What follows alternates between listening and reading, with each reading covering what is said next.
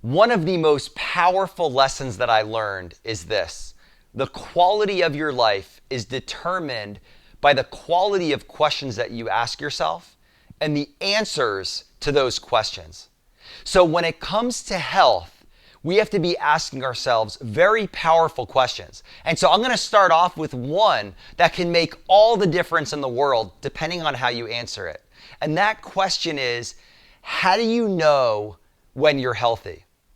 Now, if you're like most people, what you probably just did is you went internally and you're thinking to yourself, do I have a headache? Do I have any aches and pains? Do I have a fever? Do I have a cough? Is my sinuses clogged? Am I having breathing issues?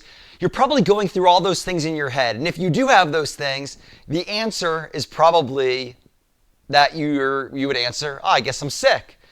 But then let's look at the other end of the spectrum. If when I asked you that question, how do you know when you're healthy or are you healthy, you would go internally and you would think, well, I feel pretty good, so yeah, I'm healthy.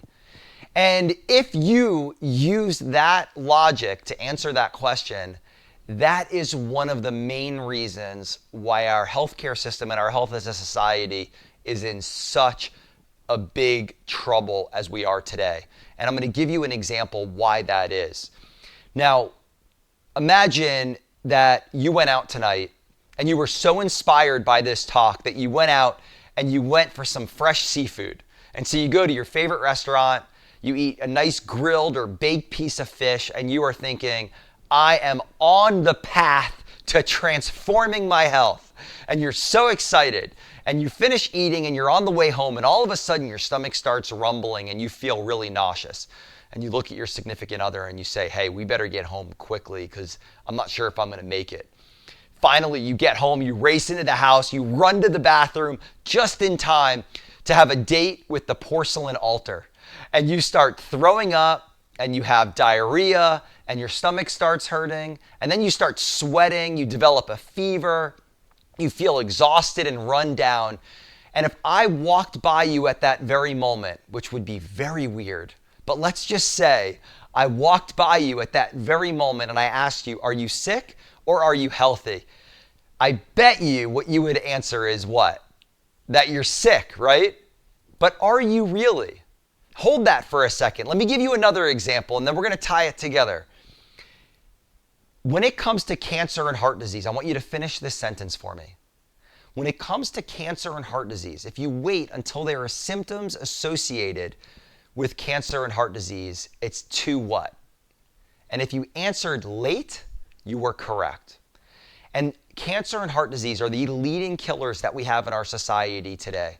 And it's no wonder that they're the leading killers because we've been taught that our health is based on how we feel. Yet with cancer and heart disease, if you wait until there are symptoms, it's already too late. So isn't there an issue there? Isn't there a disconnect there?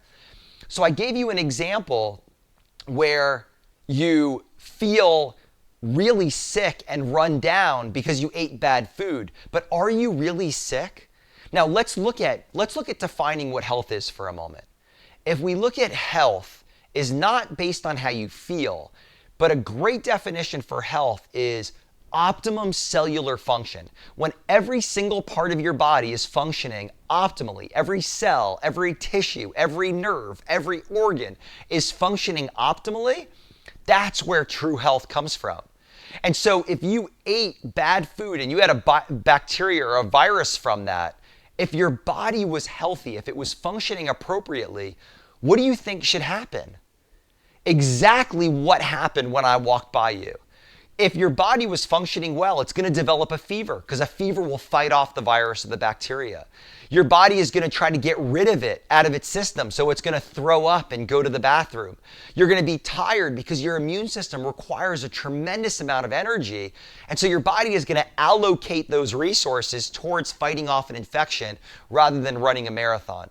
So even though you feel really bad, your body is actually functioning optimally. I would argue that if you ate that food and you still felt good, that would be unhealthy. So that's an example where you feel bad, but your body is actually functioning well. But let's look at cancer and heart disease. That's an example where you're actually really sick, yet you feel great. And so You can feel good and be sick, like cancer, heart disease, diabetes. You can feel bad and be healthy or expressing health, like food poisoning. You can feel good and be healthy. That's ideal. You could also feel bad and be sick, like end stages of cancer, heart disease, or end stages of diabetes. So you could feel good and be healthy. You can feel good and be sick. You can feel bad and be healthy. You can feel bad and be sick. So how do you know when you're healthy and how do you know when you're sick? If you're confused right now, good. It's designed. This is designed. If you're paying attention, if you're confused, the next 4 talks that we're going to be going through, we are going to be going through exactly how do you know when you're healthy and how do you know when you're sick. And I think you're really going to enjoy this series. So stay tuned. Check your inbox. Check your text messages tomorrow, because we are going to start with how do you know when you're healthy? How do you know when you're sick? And what are the steps that you need to do to ensure that you experience the health that you would love to have?